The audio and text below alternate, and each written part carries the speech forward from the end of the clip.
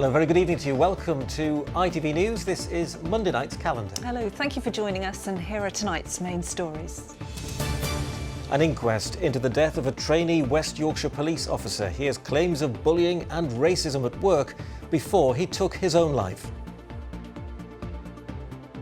Yes, the parents of Anu Abraham wept today as they described how their son had been failed by the force. I'll have more details shortly. Fire crews describe this burnt-out Keighley mill as a death trap. Two teenage arsonists face jail for causing £15 million worth of damage there. I'll have all the weekend sport, including an historic win for the York Valkyrie in Women's Rugby League. We'll be hearing from one of the try scorers. And after spending 7 days trapped underground, we're joined in the studio by Superdog Rose, the rescued terrier, and her relieved owner, Logan.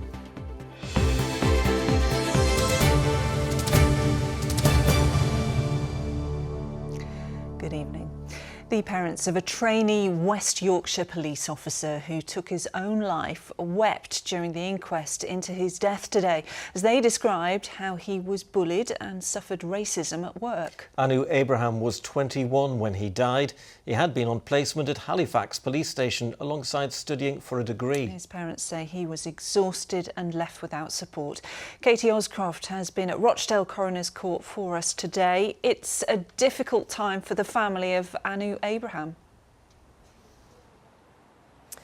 Laura, yes, it was a very emotional morning during this hearing, listening to the parents of Anu Abraham talking about the happy, caring person they had lost. And before the formalities of what will be a lengthy inquest, photographs of Anu were shown on screens around the coroner's court. His mother Sonia sobbed as she watched the images, and also she cried later as she gave evidence about her only son who died in March last year. Well, Katie, what evidence did we hear about the months before Anu's death? Well, Ian, we heard from the parents and sister and other relatives of Anu who left this hearing a short time ago. On the one hand, they told at first of his joy and their pride when he secured a degree apprenticeship as a trainee police officer, but then they described how it went downhill and he became under intense pressure. His father, Amar Abraham, said his son was criticised even if he did everything correctly, and he said that at one stage he had nightmares about being strangled by a colleague, such that his father at times slept with his son. His mother said that he feared for his job and he daren't tell his colleagues about the abuse he received when he was sent on a job alone in a white neighbourhood. His sister Alicia said he was finding it hard to talk to anyone that he could trust in the police. Katie, has there been any response so far from West Yorkshire Police? Well, yes, Lara, the solicitor for the West Yorkshire Force, Hugh Davis, said Anu Abraham had a mentor at work, had been put on a development programme to help him and was receiving counselling. And he also said that officers will give evidence at this hearing and that they will tell a different story. That's Katie Oscroft reporting there live in Rochdale. Thank you, Katie. A week on from when a mother went missing in North Yorkshire, police have renewed an appeal to try to find her. Today, the search to find Victoria Taylor, who's 34, has focused on a stretch of the River Derwent in Malton. Victoria was last seen at her home address in the town. Police say inquiries so far do not suggest any form of third-party involvement in her disappearance and that it remains a missing person case. Officers have also released another CCTV image of a sighting of Victoria. This was captured at 11:53 at Malton bus station on the morning of the day she vanished. Fire chiefs say a devastating arson attack has left a Grade 2 listed mill as a potential death trap to anyone stepping inside it. Dalton Mill in Keighley, once used as backdrops for the TV series Peaky Blinders and Downton Abbey, was set alight by two teenagers back in 2022. Its derelict remains are still attracting antisocial behaviour and further arson attacks. After the teenagers appeared at Bradford Youth Court today, fire chiefs urged people to stay away. Helen Steele was in court. Well, it's been 2.5 years since a fire broke out at the historic Dalton Mill complex in Keighley. On March the 3rd, a fire was started on the first floor of one of the mills and quickly engulfed the whole building.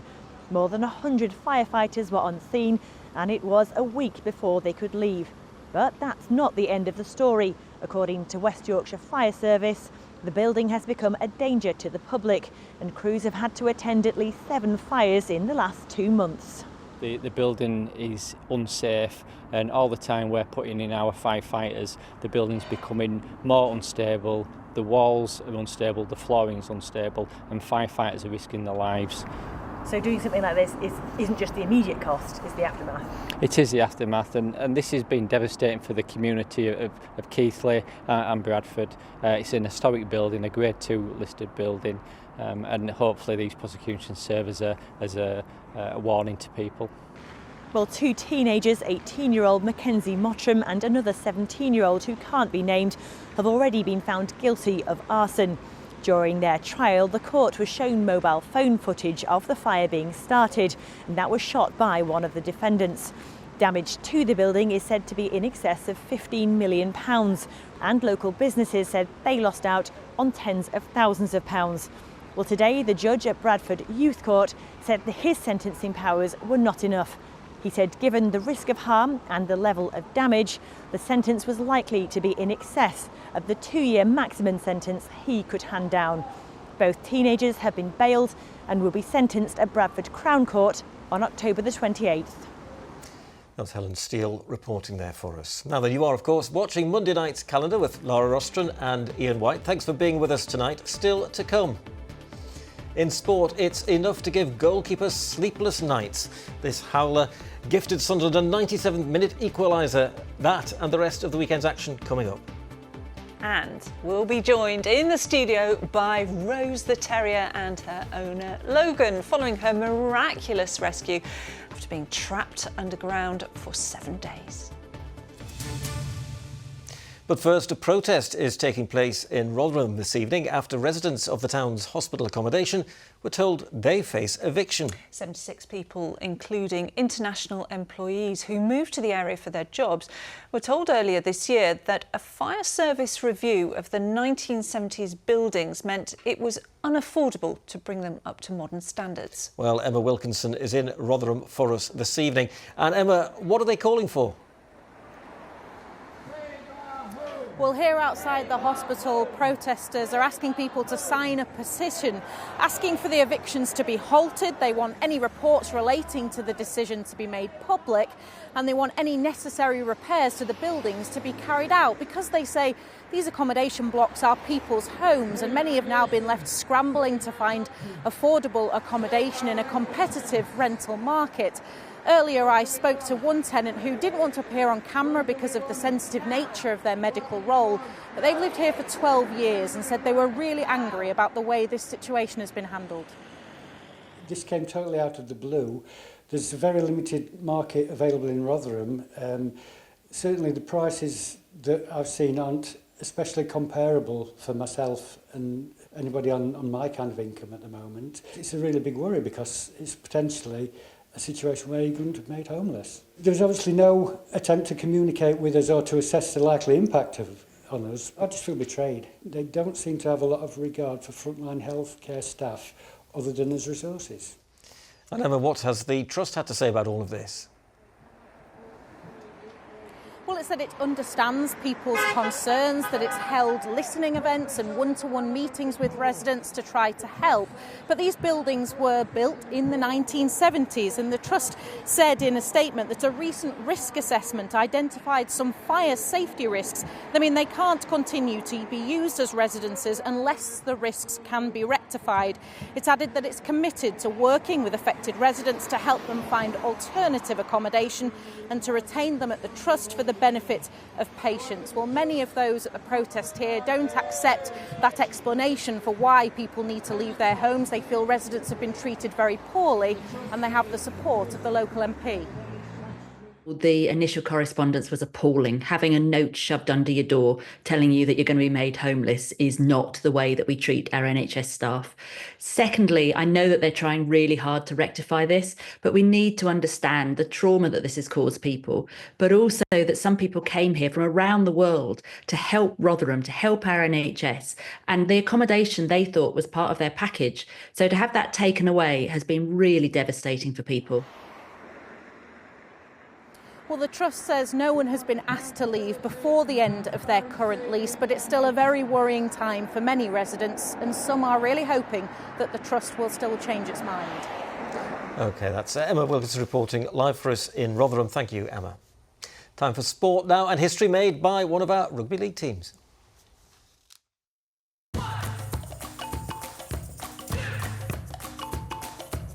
Xero Accounting Software sponsors ITV Regional Sports Report.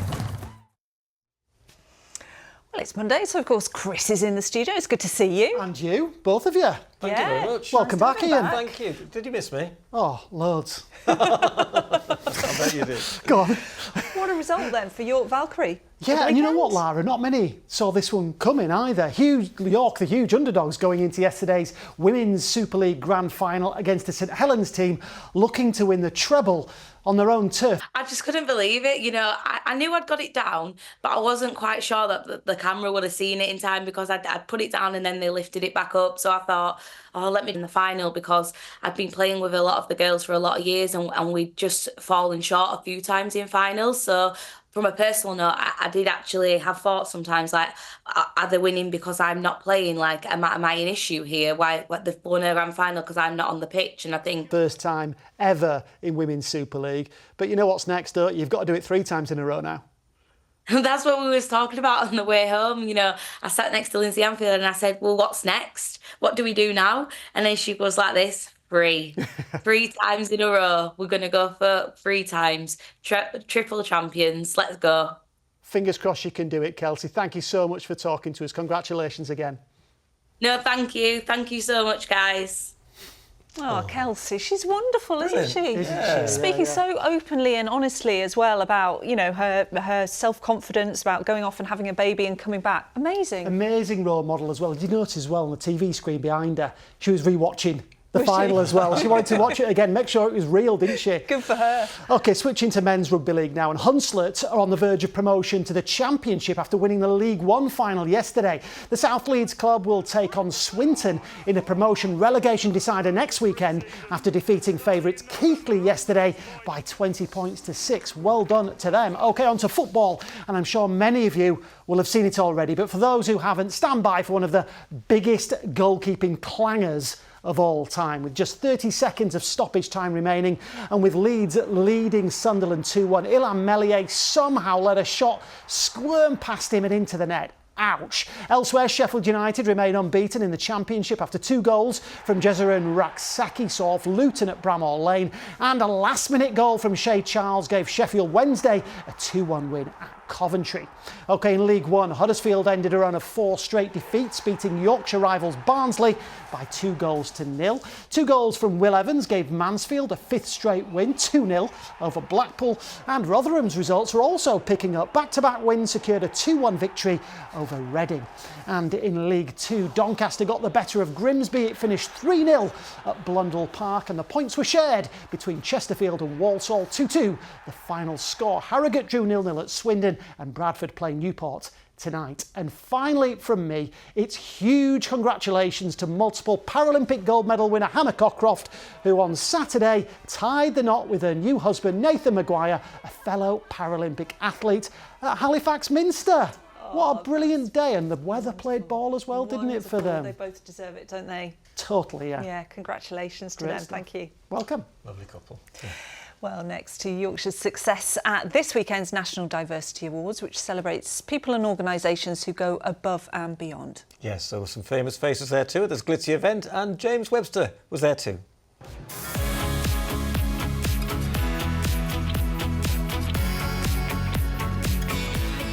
A red carpet welcome for a night of celebration, and some famous faces were among the crowd, including the reality TV star Austin Armacost from Leeds. Having events like tonight show young people that we don't have to be scared of differences, but we can celebrate them.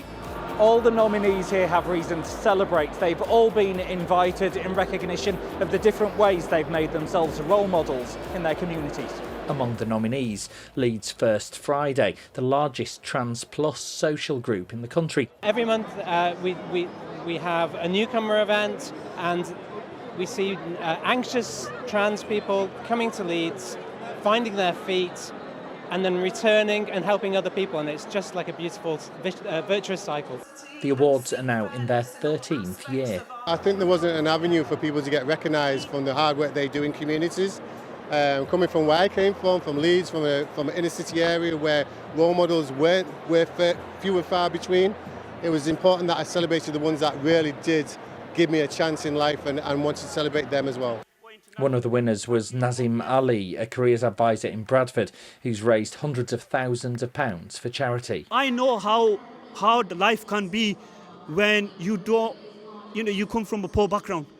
I got my degree, got my master's. I work as careers advisor. I work with young people. Young people look up to me. And Arla Foods, based in Leeds, for its work supporting staff from diverse backgrounds. We have colleagues sharing mental health issues, sharing different life experiences, what it's like to be a Muslim woman, and various other experiences that really help people understand and appreciate difference. Paddy Pimblett was named Celebrity of the Year after speaking about his struggles with mental health and the loss of a friend who took their own life. When people come over to me and say, "Oh, I didn't kill myself because of what you said," one person saying that means more than any fight ever will. I mean, it really does. It is a celebration of diversity in every sense, but I think it's really important to champion people who are working really hard and quite often don't get the thanks and the credit for it. So it's a big, glamorous, loud celebration of all that they are doing and the work that still needs to be done. Work which the people honoured here will carry on with as they return to their communities. James Webster, ITV News, Liverpool. Congratulations to them all. Now, finally tonight, to the superhuman efforts of volunteers, which saw a boy reunited with his pet dog after it spent 7 days trapped underground near Halifax. Yes, last week we told you how Rose, a Jack Russell cross, slipped down a crevice at Mixenden and was stuck 15 foot below rocks, while family and friends, joined by helpers from as far afield as Scotland, worked around the clock to try to reach her. Go on, Ben. Get up, Ben. Well, this was the moment that work finally paid off and Rose was pulled free and returned to her 12-year-old owner, Logan Birkhead. Well, a little earlier on, Logan, Rose rescuer Ben Kitchingham, who you saw in that footage, and his newborn baby Willow joined us in the studio to talk about what was an incredible week for them all.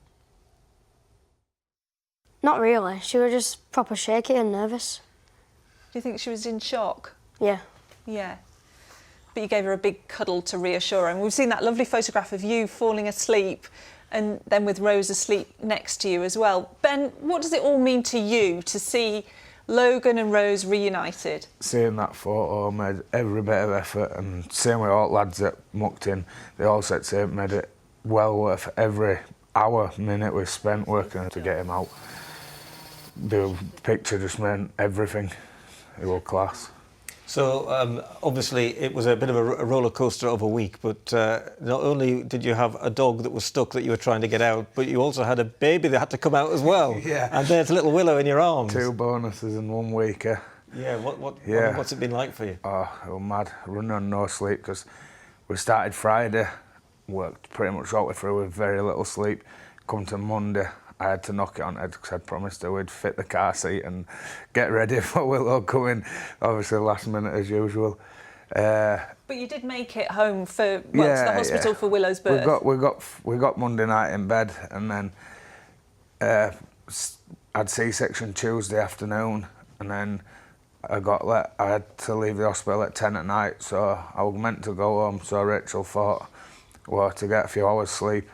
But I went straight back to dig and left there at 3:30 in the morning, and we're back at hospital for 8 to wait for him to be let out of hospital. You were determined, weren't you, that this dog, little Rose, was going to come out? You were determined about that?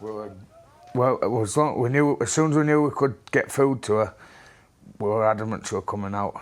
Obviously, we had a few I can't tell you now if it was Saturday or Sunday because it all blurred into one, but there was a point where we thought she wasn't coming out. We hadn't heard her for 14 hours, and as a heart sunk, I set off home. And Logan's dad rung me, he's like, I can hear her, so we spun motor back round and we cracked back on, and it's well worth it. And that smile, and when he was laid in bed with him, it makes it all worthwhile. Logan, was there a point where you thought that maybe you'd never see Rose again? It was on the first day, because like I didn't hear her barking a lot, so I thought she might have like passed away, and I just felt really depressed on that. But then when Ben came and that, and she started barking a lot, and then I had some hope that she was going to make it out. And she did make it out, and it's really thanks to this man, isn't it? Mhm.